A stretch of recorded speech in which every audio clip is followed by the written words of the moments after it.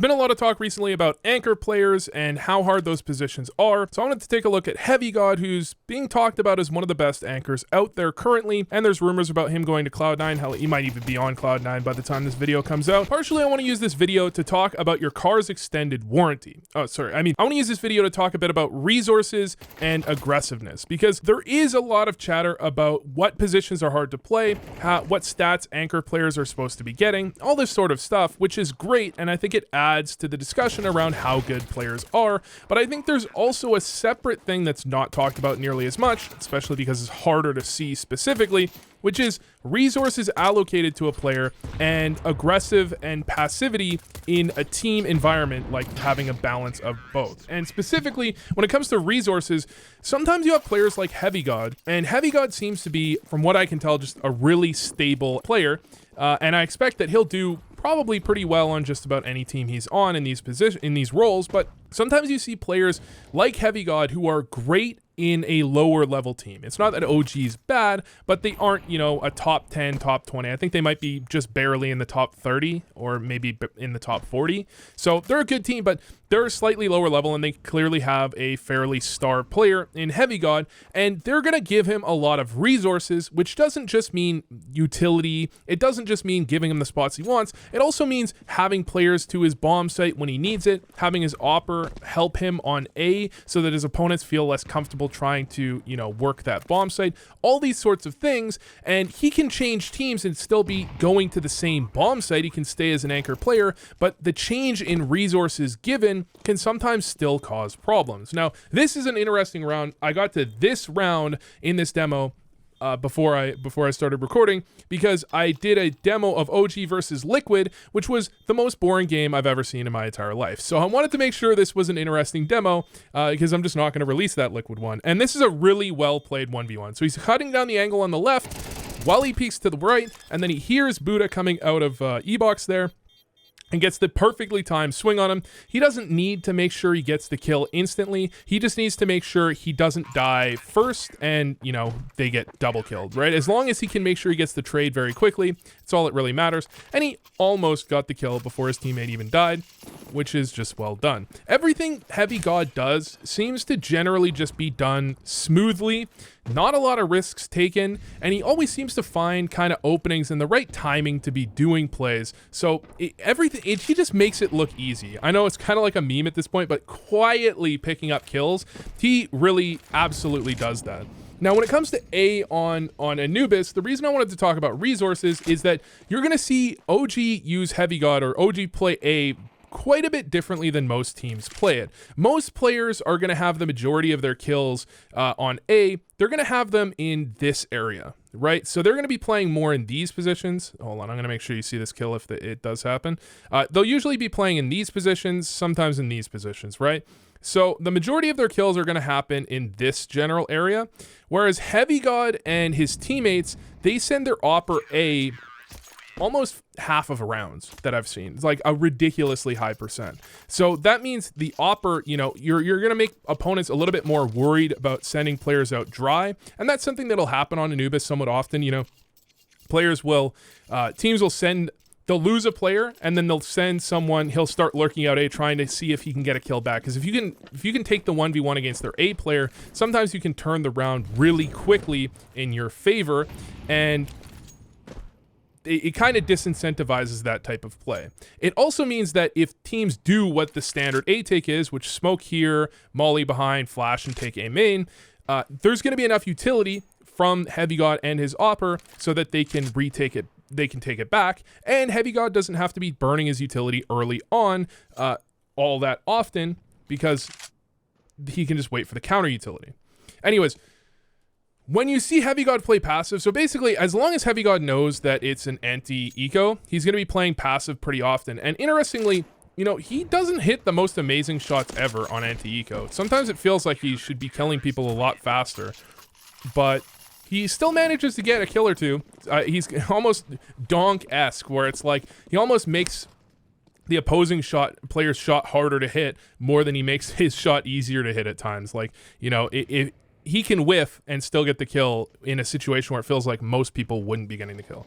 Anyways, here's what I was talking about. Opper holding here. You know, lots of teams are going to play this. If you look at like G2, they'll have Monacy play here maybe like 20% of the time. If you look at FaZe, they have Brokey come over here maybe 20% of the time. You know, a decent amount of the time, but nothing crazy, right?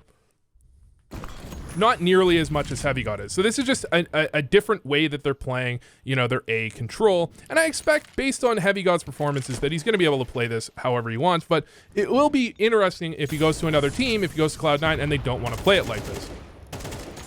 But either way, he gets aggressive. In that position that he goes into there, you're still going to have to win a gunfight. You're going to have to dodge flashes, and you're going to have to play really effectively in that spot.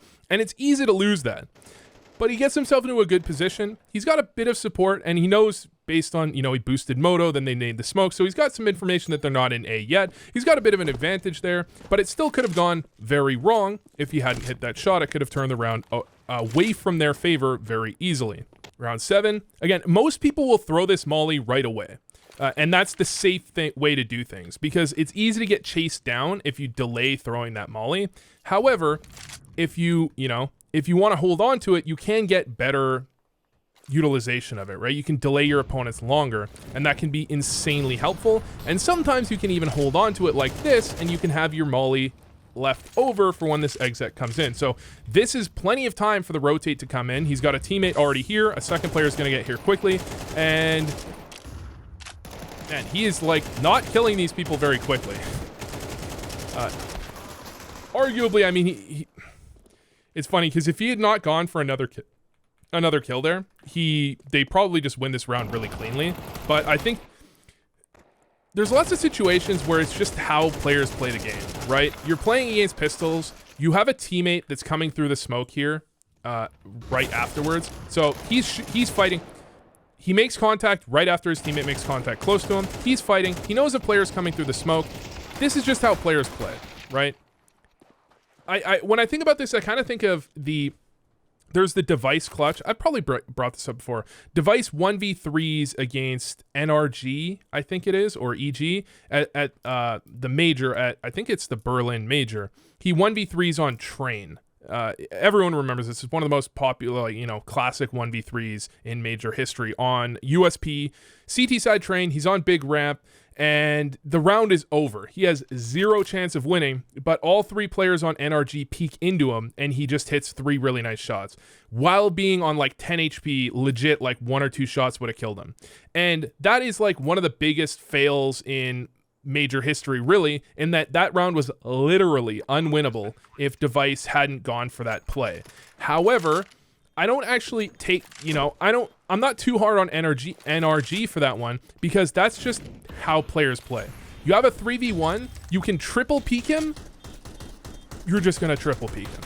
You know, in general, the rule is kind of like, you think about it like on gun rounds, you triple peek him because if you let the bomb blow up, you're probably gonna lose 2 players. Right? And you can kind of think of it as like an odds. Man, I'm getting so in the weeds on this one. You can kind of think of it as like an odds thing, okay? Think about this for a second. And this is going to be hyperbole, of course. You have a 5v1, and you can win it 99% of the time with 5 players alive, or you can win it 100% of the time with 0 players alive, right? You're always going to take the 99% with 5 players alive. It's a similar idea in like 3v1s with rifles. You could play for the bomb to explode, but instead you can win almost just as much, but you can play for, you know, you can just do the triple peak where you're pretty much going to win, but there's the small chance you could lose. I don't know why I went on this tangent. How is he useless? It's because he plays A on Anubis, man. There's not that much to be spectating, all right? What has he done? He's got 4 kills, okay? He's quietly amassed 4 frags in 7 rounds. Crazy. Okay, something might happen here. This is a round where, look, they're actually gambled off of A. And a general rule seems to be the more T-sided the map is, the more you can make gambles on your CT side and just say, you know, if they hit A right now, we're going to lose.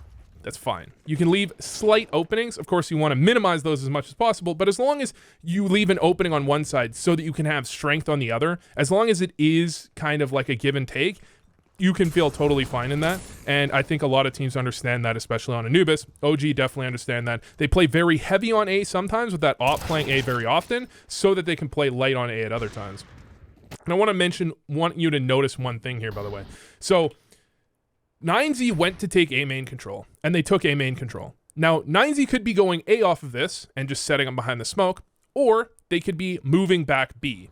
And so they have DGT come back over looking for this B aggression that that OG will often go for. Generally, you lose A main. If you have multiple players B, you might go for B main control. Now, this is a 5v3, so you also have DGT. I think part of this is that he wants to check if it's a B stack. He might want to throw a bit of a fake B, so maybe he draws like a partial rotate if they're playing 1-1-1, something like that. But DGT is going to make contact, and as soon as DGT makes contact, this is when HeavyGod peaks, and that's when his opponents that's when 9Z are ready for his peak, right? So he does get taken out there, but this is a 3v5. It was a 2v5 by the time that peak happened. Really, to some extent, I'm trying to think about this, because so what OG are doing here, in my eyes, is they're saying, if they go B, we lose. Totally fine. If they go A, we have a chance of winning. So there's really no reason for HeavyGod to be getting aggressive to like push into A main here. That doesn't really make any sense, because if they're going B, they're losing anyways. So why not just stay kind of like, if he's going for a peek towards A main, that's fine. But he's like, he peeks out and then he starts strafing forward as if he's starting to rotate. But there is no rotate, right? If 9Z go B, he's not rotating, he's saving, right? Yeah, I think that's one where he's just, my guess, could be wrong, but my guess is that he's just kind of, this happens a lot. He's just in his like almost autopilot to some, oh my God. Like almost autopilot to some extent. It's like, oh, our B player died, let's like look for that A main control. But I guess the idea actually could be, maybe if the B player died, maybe he's thinking they're more likely to be mid, so he wants to like check A main, but I don't know. I don't think that. I take that back. Take that last part back. I'm not sure. I'm not buying that one. Okay. Save. HeavyGod's got enough for a P250. By the way, I don't know. People can disagree with this, but my general idea is that if you're in a pug, I feel like full saving is almost never a good idea. Look, sometimes you have to full save, right? But the P250, dude. It's like, you buy a P250, the odds are you're gonna take like, on average, you probably take out like 2,000 in value from them. It's all such a, and plus it's just more fun, guys, okay? Look, I'm not simple being like, I always buy a Deagle on second round because I just fucking kill someone all the time, okay? That's wild. That's what is the Deagle now? It's like 600? Is it, I can't believe I don't know how much a Deagle's worth. That's crazy. P250 is 300, okay? If you die with the P250, it's not that big a deal, you know? Just ask your teammates to throw smokes. It's like, you don't know the lineups anyways. All right, so they've got the op starting A again. HeavyGod playing anti-flash. It's pretty normal. Then, does HeavyGod throw the smoke? I fucking fast forwarded right over it. Moto throws the smoke, which means HeavyGod still has his smoke, which is going to be very surprising because you throw a smoke down at 105. One of the things OG, by the way, is they're very weak on mid. And I'm surprised, I'm not exactly sure how you might exploit this specifically, but they don't have Moto playing mid dedicated very often. Now, HeavyGod does pivot over to mid fairly often, and they play like a double rifle play, which can be really helpful, but they do give up a lot of control of mid really easily, and it feels sometimes like teams just don't abuse that nearly enough. But either way, HeavyGod's in a pretty good position. You do always have to worry about getting flashed out of this position, but the really good pop flashes, I feel like, are usually less common later in the round because you have to throw them from further away, where compared to that type of flash, or this one, where you do have a chance to actually dodge it. And HeavyGod does absolutely get caught here, right? So he's trying to take a bit of a risk. He's willing to try and control this. Sometimes, look, you have to take this risk sometimes. You just do, right? You just do. Hold on. They've got a guy pushed out B, through B. Does he have to be taking this risk? I guess the problem is that there's, oh yeah, okay. So the problem is that there's a bunch of pressure in middle. So he's worried that his teammates are about to like make too much contact in mid. So he wants to continue this control because his teammates, the thing is, if he falls back off of A, sometimes he can get sandwiched. Still, could he just fall back off of A? Like, with the guy pushed through B, doesn't he want to give him as much time as possible? Just go for a flank, and then he just doesn't take this? I guess it depends on the timing. With 30 seconds left, is this flank really going to be coming out? I think he's spotted. Actually, I think Nexius was spotted too. I'm not sure. But Buddha should get this kill. Buddha actually, I just want to double check because I'm pretty sure Buddha just doesn't turn from the flash and he gets blinded himself, which I think is just a straight up error.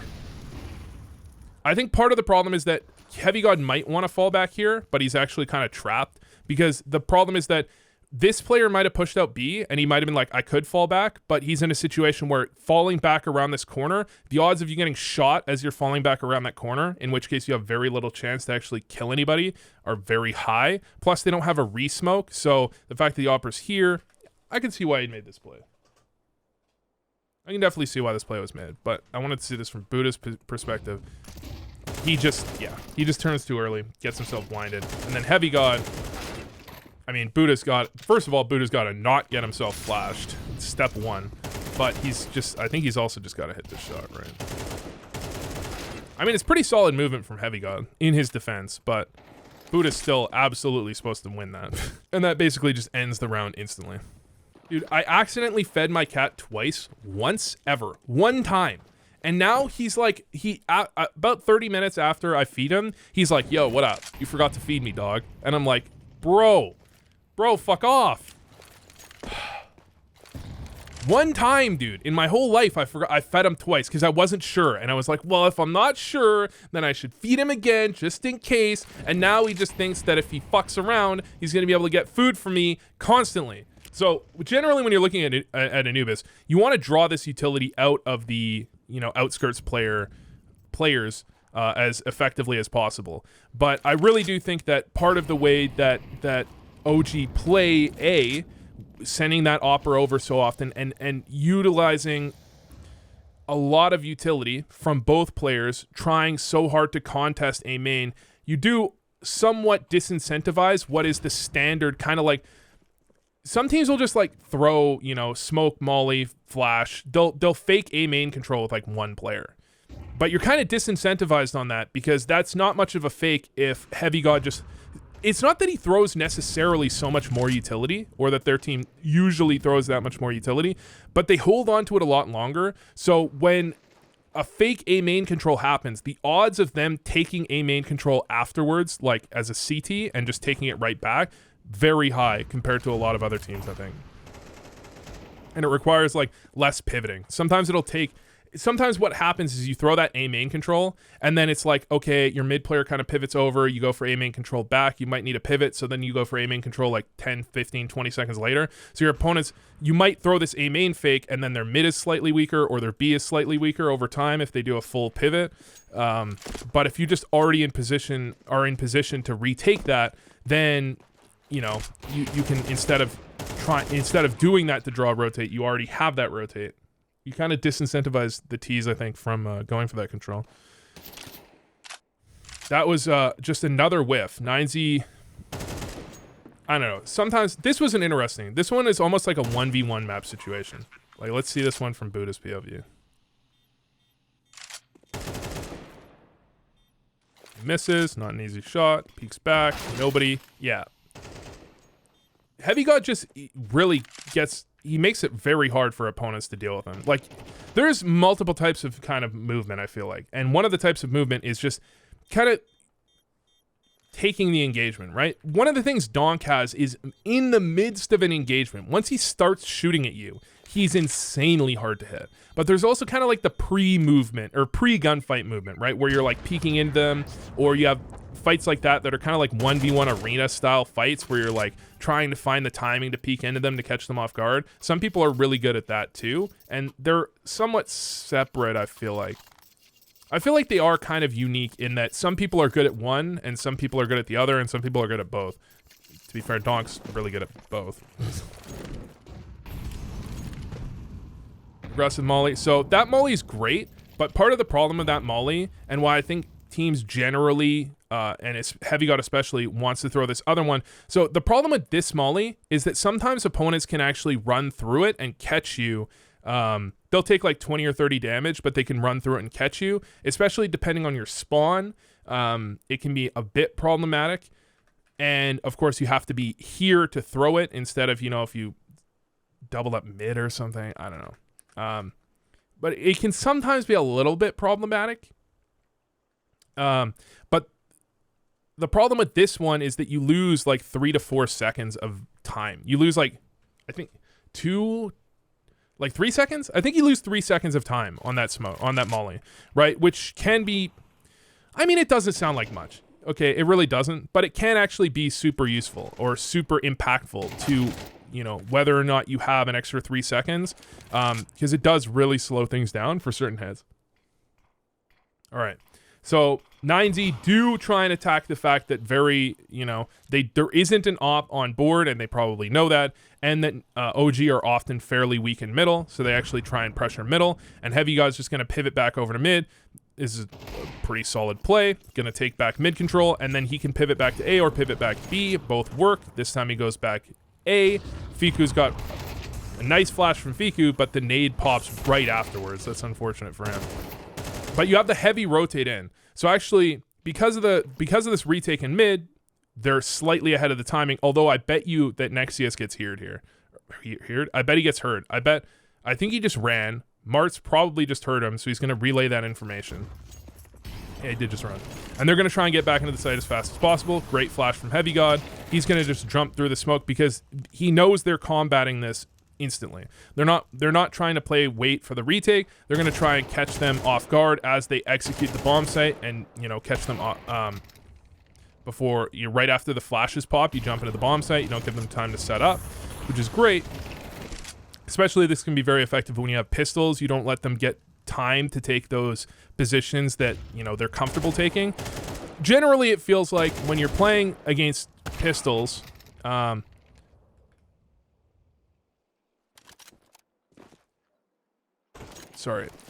Generally, it feels like when you're playing with pistols, if you let your opponents take the engagements they want to take, you're going to lose almost all the time. You have to, even if it's not the greatest engagement ever, I do feel like if you take engagements that your opponents aren't like set up for, right? If you catch them in transition, that's what I'm trying to say. Man, you know, these aren't scripted videos, okay? I'm not like gonna go back and edit this, all right?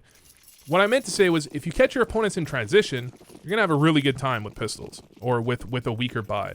And that means, you know, your opponents might be in a situation where like early round, they might be ready for this peak, right? But then at some point they have to get out of that setup. They have to move the player off of here. They have to move the player out of here if they want to go for an A hit. So if you catch them in transition when they're in this area, like, especially because, you know, if someone's turning from a flash, for example, or you catch them as they pivot between different setups, that's when you're really going to catch people, especially with pistols, but just in general, you know, that is when you're going to catch people.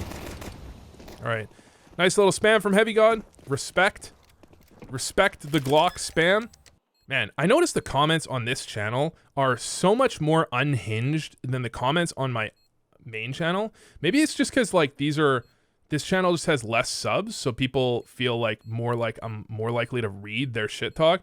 But man, people keep correcting me on stuff, and then they're just completely wrong, but they do it in the most aggressive way possible, and it's like, bro, can you at least be right if you're gonna talk shit? Like, can we just pause? Can we give respect to people that talk shit but are fucking right about it? Like, you ever see that, like, there's a Moist Critical video, right? Where he talks about this, like, this piano player was like, he's like, this is a mediocre rendition of this song. And the guy's like, well, I'd like you to see you do better. And then the guy just makes the video and does it 100 times better. And it's like, you know what? You know, I gotta give respect. I gotta respect. I wasn't fully aware of your game, okay? I wasn't aware of your game, okay? You gotta give some respect to that, to people that are aggressive and completely fucking right, you know? But when you do that and you're wrong, dog, get it together. Get it together, man. Get it together. I almost said you do that and you're wrong, you're just gonna end up looking like Shaquille O'Neal, but I don't know, that reference doesn't even make sense. It's not a reference to anything. It's just... But I feel like someone, if I had said that, I'm like, do that and you get it wrong. You're just gonna look like Shaq at the free throw line. Someone's like, yeah, I'm not nodding my yes, that is exact. What the fuck does that mean, dude? What does that mean? Why did I think that? Anyways, HeavyGod, a lurker on T side, my favorite. So he does the little thing, by the way, this little movement thing. The trick to making no noise when you drop, by the way, insider info, I listen to music when I'm doing these, so I can't hear if he makes no noise, but it looks like he makes no noise. You uncrouch just before you start falling. I guess there's a delay in, like, I think you have to be a certain height after you drop. So if you uncrouch after you start falling, you're not gonna get, like, your legs aren't gonna go down enough before they hit the water. I think that's probably the idea. So if you uncrouch just before you start falling, it actually works flawlessly. All right, so HeavyGod, he's just playing supportive here. He's gonna have to hold the flank a little bit. Almost gets 2 kills. Well, almost gets he gets 1.5 kills. He gets 75% of a kill because he should have got that first kill, but it was DK. And then he only did 50 damage on the second player, so, you know, we'll count that as a 75% of a kill. All right, by the way, in case anyone didn't know this, but everyone knows this, you don't have to crouch when you drop down here, right? You don't have to do the crouch uncrouch thing. All right, there's a flash. But I mean, HeavyGod, with Deagles, you're kind of willing to take these types of engagements, and his team is kind of setting up that they can react off of this. Especially if HeavyGod gets a kill here, the reactions that 9Z are likely to go for are really going to put OG in a great spot to be able to actually turn that around. But I mean, if you get peeked into with a Deagle, you're dead. Pretty much always, unless you're fully posted on the angle. But yeah, pretty much always. Let's be honest here. Stuck with a Galil because he bought a Deagle. In Simple's course, he said that's fine, but you really need a few kills in the previous round. They only got 1. Not in love with that. I can't remember what Simple said in his course. I'm trying to make a joke, but I don't even remember. I think Simple said, like, yeah, he always buys a Deagle because he always gets a kill, and that kill is worth a lot. Even if you don't always get a kill, that kill's worth a lot, which is fair, but you're not fucking Simple, okay? So please don't... He should have said that. He should have said, I always buy a Deagle, but guess what, bitch? You're not Simple, so don't do it. All right, anyways, HeavyGod, flash in. So this is not high resources. So I was saying, like, on CT side, HeavyGod does tend to get, in my eyes, more resources than a lot of other A anchors. It's not that A anchoring on Anubis is fun, or it's like the best, most kind of like sexy spot in the game, and it's likely to get a lot of kills. It's just that there are fundamental differences between the way Nexa is allowed to operate as an A player on Anubis and the way HeavyGod is allowed to operate, because HeavyGod is given more resources, and that means he can play more aggressive even on rounds that he doesn't have a second player there, because it's all about the macro of the game. Like the fundamental setups of the game allow him to play slightly differently and give him a slightly more options in that situation, right? And the same goes for how different players play, like lobby on Nuke and things like that. There are other maps. Ancient is one that I think about where technically HeavyGod is supposed to be, he's technically an A player on Ancient, but the amount of time he starts A is a lot lower than a lot of other players. He starts mid and then goes back to A in the mid round. Now, some teams do that just as a team thing. The meta's really shifted.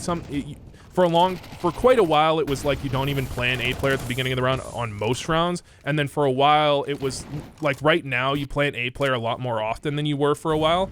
But OG is still kind of in the, like, more so, at least from the Ancient games I've seen, more so in the not opening an A player on A site all that often, which means HeavyGod has a lot more opportunities to get kills in middle, which is like, that's another thing that can sometimes be problematic when you look at certain players and like try and judge them based on their spots. Same on Mirage. Actually, HeavyGod is in like 3 different spots, but that might be that they tried him out in different spots. I'm not sure if that's opens differently, like sometimes window, sometimes cat, sometimes wherever, based like on a round by round basis, or that was a game by game thing. So nice trade by HeavyGod. Tries to peek on a Wasop. So one of the things you'll notice, he doesn't just swing out on this guy, right? His teammate dies, and this is something, a trap people fall onto. They feel like my teammate died, I need to get the trade now, otherwise I've given away any advantage. But you don't always need to do that. And in this case, he's not quite close enough to get the instant trade. So he allows the time where he kind of slowly inches forward, still knowing where the player is, also giving his teammate time to potentially come like peek that as well after planting the bomb. But a lot of the time what people do is they overswing. Their teammate dies, they want to trade, and they hard swing to try and trade on that. And then their opponent's like, imagine your opponent, this player here, you get this kill, and then you hear this guy swinging, and you just pivot over slightly to this side and peek back. Then you're going to overswing this looking for a player deep, but he's actually out. He's going to catch you with the off angle. And a lot of people fall into that because they're trying so hard to trade as fast as possible that they actually end up making it very hard for themselves to trade instead of, you can take your time. I think the reality is that in CS, a lot of the times you have a lot more time than you think you do to do certain plays. You don't necessarily have to rush everything at all times. There's generally going to be time, unless you're like late round or, you know, you're in like a sight hit or something. There's very often, there is time to make good peaks and make good decisions that don't, you know, you don't have to panic quite as much as people think they do. I think. Quite as much as I think that people think they do. But maybe I'm underestimating that. So there's this standard, like, the flash that I know to, like, perfectly blind someone and aim in. That's why I was saying I don't think those types of flashes come in quite as often later on in the round because of where he throws it from. Now, I'm sure there are ways to throw it as slightly better from back here or whatever, but most flashes I see seem to bounce off this wall or something like that, or they take a bounce in here so that they can get this deep angle too. Because if you don't go, the thing is, if you don't go deep enough, then you don't get this guy. But if you go too deep, then you don't get this guy. He's just going to turn.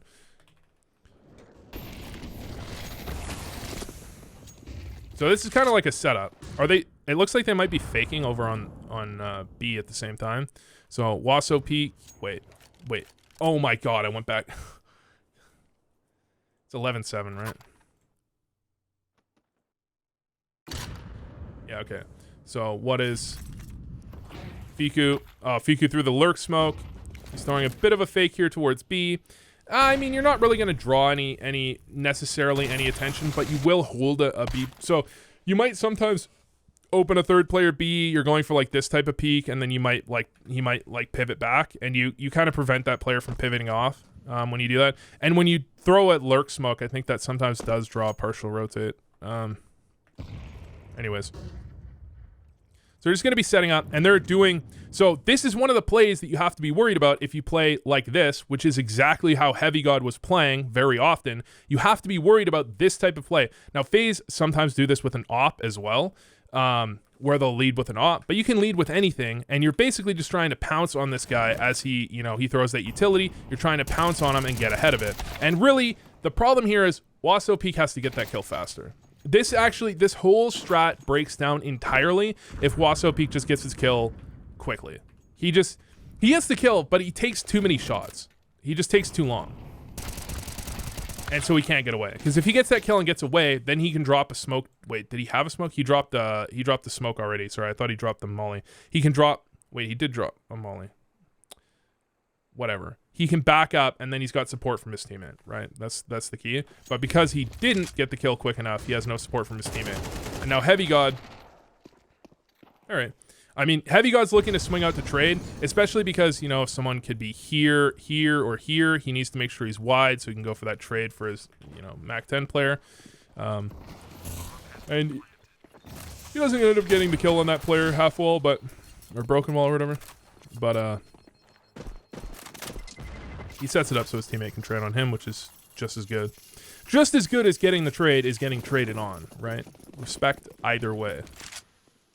Man, OG is playing heavy on A. You know, one of the general rules I feel like when I do demo reviews, I always talk about this, like in pugs, teams tend to play against the way that they play. So for example, like if they play heavy on A on CT side, they're probably going to play heavy on A on T side too. It's a little less true in pro CS, but sometimes it does feel like it is not that untrue. Because I guess the point is, like, whichever way you play on CT side, that means that's the way you think the map should be played on T side, right? Because there's openings, like you can catch people with that. So why wouldn't you also play the map on? Because just fundamentally, some players, oh my God, what a shot. Some players and teams just see the important parts of a map slightly differently. Okay, let's watch this again. So they walk in, they did have the flash. Not enough teams do this, I feel like, where they take this A main control and then they actually pivot it into an aggressive hit. I feel like too many teams are kind of just like, we take A main control and then we just sit around, and it's like, okay, so A main control doesn't mean that much. I mean, there's benefits. There's benefits to that, right? There are reasons for that, but I feel like having some rounds where you can turn that into a fast A hit is also important. This shot is just brutally nice, brutally clean. And he's like 8 bullets into the spray and he's like still correcting and getting the headshot. Man, HeavyGod is fucking good, dude. But he is given, I feel like, some more resources than a lot of other players. But he's fucking good, though. He's sick with it.